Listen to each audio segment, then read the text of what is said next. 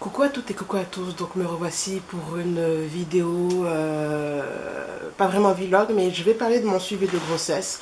Alors tout d'abord, je vais mettre les choses au clair, je vais parler de mon expérience de suivi de grossesse au Québec. Je crois qu'elle s'appelle Tania, je crois qu'une personne qui s'appelle Tania m'a laissé des commentaires par rapport à la différence Québec-France. Alors il faut savoir que j'ai jamais été enceinte en France. Ma unique expérience de grossesse est ici au Canada, plus au juste au Québec. Donc j'ai quelques points de comparaison, mais je pourrais pas vraiment te dire les grandes différences entre le suivi de grossesse en France et le suivi de grossesse au Québec. Autre chose, ce que je vais dire, les critiques que je vais faire ne concernent que moi. Mes opinions, mes jugements et tout, c'est pas une vérité générale. Il y a des suivis de grossesse qui se passent super bien. Mais pour mon cas, je trouve qu'il y a des loupés et il y a certaines choses qui ne se font pas au Québec qui me questionnent. Voilà, et si vous avez la réponse à pourquoi certaines choses ne sont pas faites au Québec, allez-y, franchement, ça peut aider, ça peut m'aider, ça peut aider d'autres personnes qui ont d'autres questions par rapport à ça. Et autre chose, c'est pas parce que j'émets des critiques par rapport à ce qui s'est passé à mon suivi de grossesse que ça veut dire que le système de santé ou le suivi de grossesse au Québec est nul ou autre. Je sais que beaucoup de Québécois ont horreur des comparaisons France-Québec, mais la comparaison que je vais faire, ce n'est pas pour détruire le Québec, parce que certains Québécois sont très susceptibles par rapport à ça. C'est par rapport à mon incompréhension et ma frustration par rapport à certains événements qui me sont arrivés. Mais je ne vais pas rentrer dans les détails de mon suivi de grossesse, je vais faire les grandes lignes et exposer les différences que j'ai notées par rapport à la France, à ce que je sache. Voilà, on commence.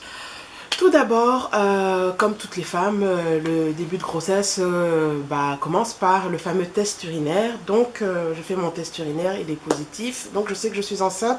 Et au Québec, ça s'arrête à là. On ne fait pas de prise de sang de confirmation ici, pas du tout, contrairement en France. Ce qui est dommage parce que malheureusement, nous savons tous que les 3 premiers mois sont les mois les plus délicats.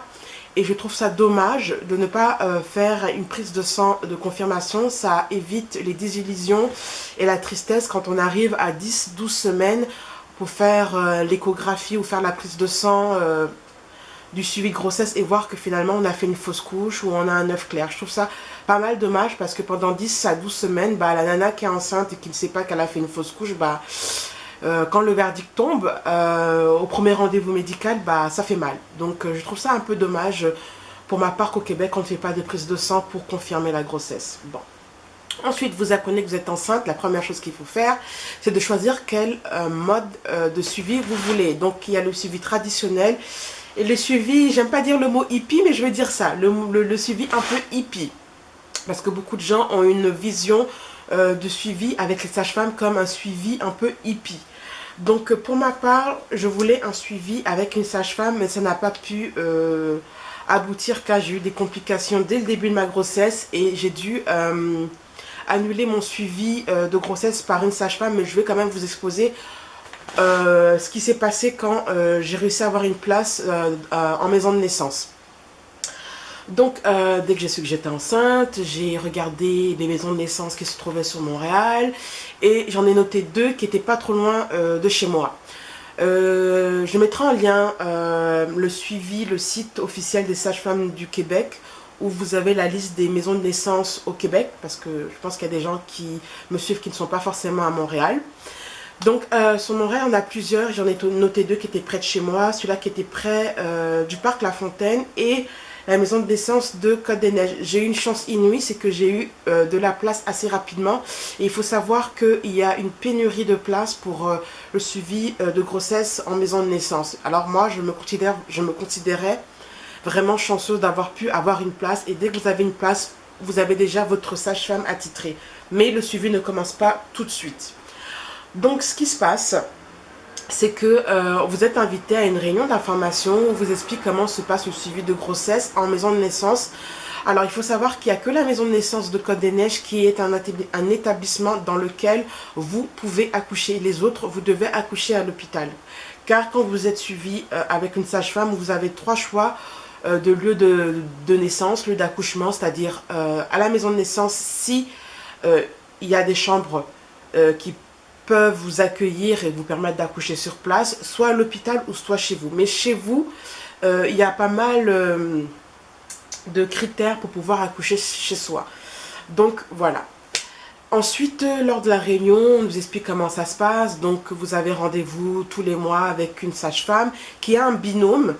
Donc ce qui se passe, c'est que le binôme prend le relais si votre sage-femme attitrée est en vacances au moment où vous accouchez. Donc c'est bien, c'est que vous avez la même personne qui vous suit du début à la fin. C'est pas le travail en usine qui est regrettable dans les hôpitaux. Et c'est même d'ailleurs pour ça que je ne voulais pas avoir un suivi à l'hôpital, parce que je trouve que c'est trop l'usine.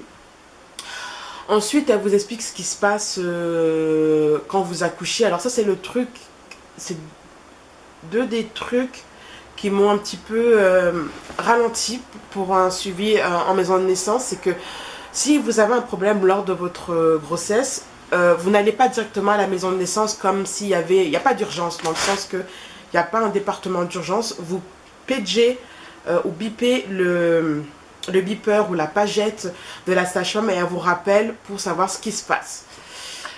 Vous n'êtes pas pris en charge tout de suite, alors qu'il peut se passer plein de choses entre-temps, saignement, peut-être que votre bébé est en détresse dans votre utérus, et que, voilà, la prise en charge ne se fait pas rapidement et on ne sait jamais ce qui peut arriver. Autre chose, c'est que vous restez, après l'accouchement, vous restez 3 heures à la maison de naissance et puis ensuite, vous rentrez chez vous, ce qui est très court pour l'enseignement, comment faire un bain, comment changer une couche, qu'est-ce qu'il faut faire s'il y a ça avec le bébé. Je trouve que 3 heures, déjà 2 jours, c'est limite, parce qu'au Québec, on reste 2 jours à l'hôpital, 3 jours s'il y a une césarienne et après on rentre chez soi. Tandis que 3 heures pour emmagasiner toute l'information, je trouve que c'est court. Et puis, il se peut que vous ayez des complications. Ça peut être hémorragie, votre bébé a peut-être des problèmes respiratoires. Plein de trucs qui peuvent arriver après 3 heures d'accouchement et vous rentrez à la maison et voilà, on ne sait jamais. Donc ça, c'est un truc aussi qui m'avait un peu ralenti. Quoi d'autre? Alors, ce qu'il faut savoir, c'est quand vous êtes suivi en maison de naissance, on ne fait pas la clarté nucale, on ne fait pas le HT21 et je crois que c'est tout. Je crois que c'est les deux choses qu'on ne fait pas à la maison de naissance. Donc, il faut que vous preniez rendez-vous dans un hôpital pour faire ces 2 tests qui ne sont pas obligatoires à la maison de naissance. Voilà, donc comme je l'ai dit, malheureusement ma grossesse s'est pas super bien passée et malheureusement j'ai dû annuler mon suivi de grossesse en maison de naissance. En même temps, j'ai permis à une femme qui était sur liste d'attente d'avoir une place et je me suis réorientée à l'hôpital. Donc première chose, quand vous appelez pour prendre un rendez-vous pour un suivi de grossesse à l'hôpital, on vous demande les dernières règles et tout ça, comme ça la personne qui est en ligne calcule le nombre de SA vous êtes. Et ensuite, elle vous donne un premier rendez-vous à 10 semaines SA pour semaine d'aménorrhée, ok, je crois. Et le premier rendez-vous se fait avec une infirmière qui va vous expliquer le suivi de grossesse à l'hôpital. Pendant ce temps, elle vous fait plein d'examens, une prise de sang, elle vous fait un frottis cervical, qu'on appelle au Québec pap test. Elle vous fait des analyses d'urine, elle prend votre poids, votre tension artérielle, bon. Elle check tout, quoi. En gros, elle regarde les antécédents, si vous fumez, si vous vous droguez, si vous buvez de l'alcool, bref, elle vérifie tout et ensuite, elle vous attribue un médecin qui va vous suivre du début jusqu'au rendez-vous postpartum. Donc voilà, et elle vous remet ceci. Alors ça, c'est un truc que j'apprécie beaucoup par rapport à la France, au Québec, c'est qu'on vous remet ce livre qui vous suit de la grossesse jusqu'aux 2 ans de l'enfant. Ça s'appelle Mieux vivre avec notre enfant de la grossesse à 2 ans. Si vous êtes anglophone, ce qui m'étonnerait qu'il y ait des anglophones qui suivent ma chaîne, vous avez ce même livre en anglais. Donc c'est super, ça évite d'acheter ce genre de bouquin. Alors moi je l'ai acheté tout simplement pour avoir des leçons, entre parenthèses, de périculture, parce que ce bouquin est très scientifique. Il est plus scientifique que périculture. Il y a quelques petits trucs de périculture, mais il est plus scientifique, genre votre suivi de grossesse, les maladies de l'enfant, les soins du cordon. Voilà, c'est le b.a.-ba médical de la grossesse au bébé, enfin au bébé jusqu'à ses 2 ans. Tandis que ça, c'est un peu de la grossesse et surtout beaucoup de périculture, ce genre de choses, vous voyez. Et les poussettes, quel genre de poussettes et tout ça. Et ce que j'aime bien aussi, c'est que c'est imagé, c'est-à-dire qu'il y a le côté maladie où on vous montre à quoi ressemble, par exemple, si dans votre enfant a de la rougeole, à quoi ça ressemble. Bon, je tombe sur la bronchiolite. Mon fils a chopé une bronchiolite il y a quelques mois. On vous donne les symptômes de la bronchiolite, qu'est-ce qu'il faut faire, etc., etc. Voilà, quoi. Donc, si votre enfant a une bronchite, etc. Ce livre, il y a aussi ça là-dedans. Il y a aussi ça là-dedans, mais là, c'est imagé. Donc, pour certains, c'est plus facile de comprendre ce qui se passe et de donner, par exemple, si vous n'êtes pas habitué aux enfants, bah, de vous donner des exemples de maladies ou de petits problèmes de santé que peut avoir un bébé. Donc voilà, donc ça c'est votre Bible jusqu'aux 2 ans de votre enfant. Vraiment très très bien, parfait. Donc elle vous remet ça à l'infirmière. Et ensuite on vous donne un rendez-vous 2 semaines plus tard pour faire la fameuse échographie de datation. La fameuse échographie où vous savez ou pas si embryon fœtus s'est accroché ou pas. Et vous arrivez aux 12 semaines. Donc, alors, ce qui se passe, c'est qu'au Québec, l'échographie se fait avec une technicienne en imagerie médicale, dans un premier temps, qui va faire les grands... je ne sais même plus comment on dit ça en français. Voilà, c'est ça. Elle va vous montrer les grandes lignes de ce que vous voyez sur l'écran et tout. Et ensuite, vous avez soit un patron ou soit un résident qui va refaire l'échographie pour revérifier ce que la technicienne a fait. Pour valider le travail de la technicienne. Donc voilà. Et pendant cette échographie, bien sûr, vous avez le fameux test de la clarté nucale pour voir si ou non votre... bébé, embryon, fœtus. Je dirais plutôt fœtus parce que c'est à 12 semaines. Votre fœtus ou votre bébé, tout dépend comment vous définissez. Voilà. A un risque de syndrome de Down ou pas. Donc on fait un calcul, on vous remet le compte rendu que vous remettez. Si vous avez un médecin de famille, que vous remettez à votre médecin de famille et qui le garde. Ensuite, vous avez entre 14 et 16 semaines la prise de sang de HT21, c'est-à-dire qu'on va vous faire une prise de sang pour voir si encore vous êtes à risque ou pas d'avoir un bébé qui est atteint du syndrome de Down, la trisomie 21. Et ensuite, à 20 semaines, vous avez, en tout cas pour mon cas, c'est à 20 semaines de SA que j'ai eu mon premier rendez-vous avec mon médecin attitré, mon gynécologue obstétricien attitré, qui va vérifier la clarté nucale et le résultat de HT21. Et pendant, avant de voir le médecin, vous passez d'abord par une infirmière qui va prendre votre poids, la tension, va regarder vos urines. Alors, deuxième différence entre la France et le Québec, c'est qu'au Québec, on ne fait pas de prise de sang à chaque rendez-vous chez le gynécologue obstétricien, ce qui est... Je ne comprends pas pourquoi. Dans le sens que je prends mon cas à moi, je ne suis pas immunisée contre la toxoplasmose et j'ai un chat. Et honnêtement, je ne comprends pas comment ça se fait qu'au Québec, on ne fait pas de prise de sang, on ne vérifie pas la toxoplasmose d'une femme enceinte qui n'est pas immunisée tout en sachant que la toxoplasmose est extrêmement dangereuse pour l'embryon. Ça, c'est un truc que je n'ai pas compris. J'ai eu un petit accident avec mon chat, je ne sais plus s'il m'avait griffé ou m'avait mordu. J'ai appelé l'hôpital pour savoir si je devais me rendre ou pas, faire une prise de sang ou pas. On m'a dit non, c'est pas nécessaire, il n'y a aucun risque. Franchement, j'étais sidérée de voir qu'on ne me suggérait pas de faire une prise de sang juste pour vérifier que tout était ok, que j'avais rien contracté. Bref, si vous avez la réponse à ça, honnêtement, comme on dit, vous êtes les bienvenus pour me donner une explication. Bref, donc, comme je disais, à chaque rendez-vous que vous avez tous les mois avec le gynécologue obstétricien qui vous a été attribué, on ne fait pas de prise de sang au Québec. On ne fait pas non plus d'analyse d'urine poussée pour voir si vous avez une infection ou pas. On regarde juste si vous avez des protéines dans les urines, qui est un indicateur de haute pression gestationnelle, pré-éclampsie, voilà, de éclampsie ou de pré-éclampsie.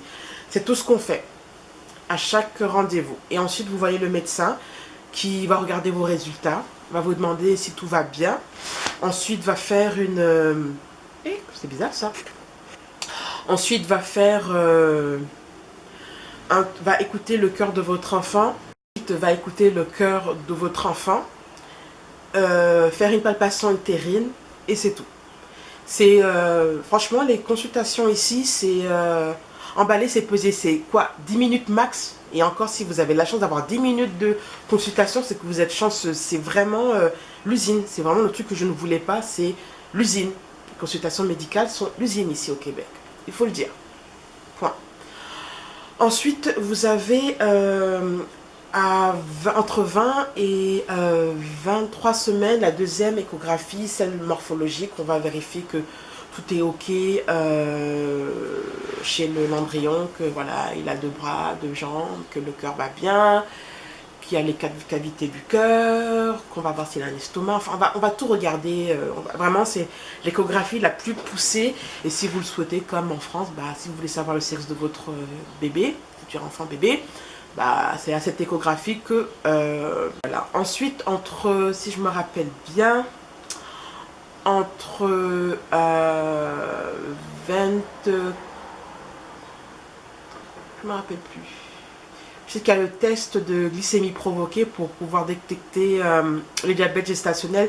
Je sais que ça doit être fait avant 28 semaines d'aménorrhée, je crois.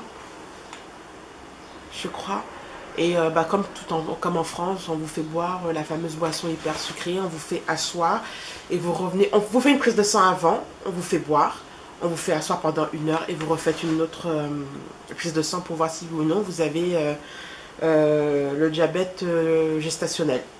Alors, ce qu'il faut savoir, autre différence entre le Québec et la France, c'est que ici, quand vos résultats sont bons, on ne vous appelle pas. C'est quand vos résultats sont mauvais qu'on vous appelle. Alors, moi, j'ai un peu du mal dans le sens qu'il m'est arrivé un pépin qui n'est pas lié à ma grossesse, dans lequel on a eu un loupé où mes résultats n'étaient pas bons et je n'ai jamais reçu l'appel pour me dire que vos résultats ne sont pas bons. C'est quand j'ai reçu... quand j'ai demandé à imprimer les analyses, parce que j'ai une petite expérience au niveau, on va dire une petite expérience médicale, que j'ai vu que un de mes résultats n'était pas bon et j'ai pas été contente du fait qu'on ne m'a pas dit que le résultat n'était pas bon. Donc j'ai dû refaire un autre examen pour voir que finalement c'était ok. Bref. Donc finalement on m'a pas appelé et il y a eu un loupé au niveau de ça. C'est que moi je suis quelqu'un qui est en surpoids et j'aurais dû avoir au moins un dépistage un peu précoce pour m'assurer que je n'avais pas contracté le diabète gestationnel avant, parce que je suis quelqu'un qui est en surpoids. Donc c'est un autre loupé que... voilà. Ensuite, vous avez vos rendez-vous habituels chez le médecin et tout, jusqu'à 36 semaines. Et à partir de 36 semaines, vous avez un rendez-vous à chaque semaine. Entre 28 et 34 semaines, vous avez la dernière échographie, comme en Europe. Je crois que l'échographie biométrique, si je me trompe pas, où on va vérifier que tout est ok avant le grand voyage de bébé. Donc voilà. Que m'est-il arrivé? Ah oui, autre différence entre le Québec et la France, c'est qu'au Québec, vous n'avez pas de rendez-vous avec l'anesthésiste pour savoir si vous ou non vous êtes allergique, pas allergique, mais si vous avez des problèmes de coagulation qui sont dangereux pour la mise en place de la péridurale. Parce que si vous avez des problèmes de coagulation, on ne peut pas vous faire la péridurale. Donc il n'y a pas ce fameux rendez-vous avec l'anesthésiste ici. Ce qu'on fait, c'est que vous avez un rendez-vous collectif où on vous propose différentes manières de soulager la douleur pendant l'accouchement. Ce que j'ai aimé de ce rendez-vous, c'est que vous avez les différents types de soulagement, c'est-à-dire les soulagements thérapeutiques, c'est-à-dire péridurale. J'ai oublié l'autre technique, je crois que ça fait... on utilise des opioïdes, genre morphine, etc., pour celles qui ne peuvent pas ou qui ne veulent pas la péridurale. Et les types de soulagement non thérapeutiques, ça peut être les huiles essentielles, ça peut être la respiration, l'acupuncture, quoi, les massages, certaines positions, enfin bref, tout ce qui peut vous aider à soulager la douleur sans avoir besoin d'utiliser la péridurale. Donc voilà. Autre chose que vous pouvez aussi avoir au Québec, c'est des cours de suivi d'accouchement. Alors moi, j'ai pas pu le faire parce que j'étais alitée, voilà. Je dis ouvertement, voilà. Je voulais pas entrer dans les détails de ma grossesse, mais j'ai très vite été alitée à 20... j'ai été hospitalisée. Et après mon hospitalisation, je suis restée alitée jusqu'à la fin. Alors, autre différence entre la France et le Québec, c'est qu'ici, vous n'avez pas de médecin ou d'infirmière ou de sage-femme qui se déplace à domicile. Donc, quand vous avez un rendez-vous, eh ben, il faut vous déplacer à l'hôpital. Voilà. Donc, ça, c'est aussi une différence entre la France et le Québec. Je ne sais pas si par contre ici, il y a possibilité d'avoir une infirmière libérale qui se déplace. Je ne sais pas, je ne me suis pas renseignée et les finances ne me le permettaient pas. Donc moi, j'ai pas pu faire mes cours de préparation à l'accouchement parce que j'étais alitée. Je pouvais pas du tout, très peu marcher. Marcher me donnait bon, maintenant je le sais, mais me provoquer des contractions, des douleurs au ventre, qui étaient des fausses contractions, parce que maintenant je sais la différence entre les vraies et les fausses, mais à ce moment-là, je savais pas du tout si c'était des vraies, des fausses. En tout cas, je savais que j'avais des douleurs pas possibles au dos et au ventre quand je marchais trop. Et je me déplaçais en utilisant Uber à chaque fois que j'avais des rendez-vous. C'est ça, je prenais un Uber.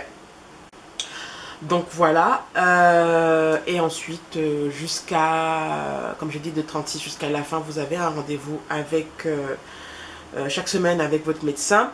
Alors il faut savoir que quand votre médecin est absent, il a un remplaçant à l'hôpital et c'est le remplaçant de mon médecin attitré qui m'a fait un stripping, c'est-à-dire qu'il va vous aider à provoquer l'accouchement, c'est-à-dire qu'il va mettre 2 doigts dans votre vagin et il va toucher le col pour faire une technique pour vous aider à dilater. Et c'est le médecin qui remplaçait le mien qui m'a fait le fameux stripping et 3 jours plus tard, merci à lui, j'ai accouché parce que j'en pouvais plus. Voilà, alors ce qu'il faut savoir, c'est que comme en France, au Québec, on peut vous faire aller jusqu'à 41, 42 semaines SA et ensuite on vous provoque. Moi j'ai eu de la chance, j'ai accouché à 39 semaines et grâce au stripping. Et voilà, ensuite...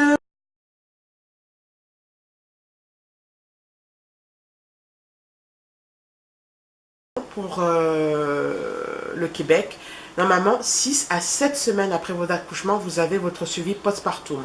Alors il faut savoir une chose, c'est très rare d'avoir un suivi 6 à 7 semaines après votre accouchement. Parce que pour ma part, j'ai attendu 4 mois pour avoir mon fameux rendez-vous postpartum. C'est scandaleux. Personnellement, c'est scandaleux. Moi, j'ai eu des petites complications au niveau de mon accouchement. Et attendre 4 mois pour faire le bilan de mon accouchement et tout le tralala, c'est la galère. Et ce que je sais, et ça c'est le point positif par rapport au suivi de naissance en maison de naissance, c'est que je ne sais plus si c'est 2 semaines ou 4 semaines après votre accouchement, la sage-femme qui vous a suivi vient chez vous pour faire le bilan postpartum. Ça, c'est le point fort des maisons de naissance. Autre chose, quand vous accouchez et que vous rentrez à la maison, vous avez une infirmière du CLSC qui vient chez vous pour faire le bilan, qui vient faire le bilan de vous et votre bébé. Donc, elle va regarder si le bébé a repris du poids, s'il a un peu d'ictère ou pas. Elle va regarder votre périnée, voilà, elle va regarder ce qui se passe en bas, elle va palper votre utérus, elle va vous demander par rapport au saignement, elle va regarder vos seins, pour voir s'il y a des crevasses, etc., etc. Donc elle va rester pendant longtemps, pendant 1 heure pour faire le bilan, voir comment vous vous occupez du petit, voir l'environnement dans lequel l'enfant est, pour détecter si l'enfant est en danger ou pas. Donc petit conseil, quand vous savez qu'elle vient, l'infirmière du CLLC, faites un peu d'ordre chez vous pour pas qu'elle pense que votre maison est un danger pour l'enfant. Voilà, donc petit conseil.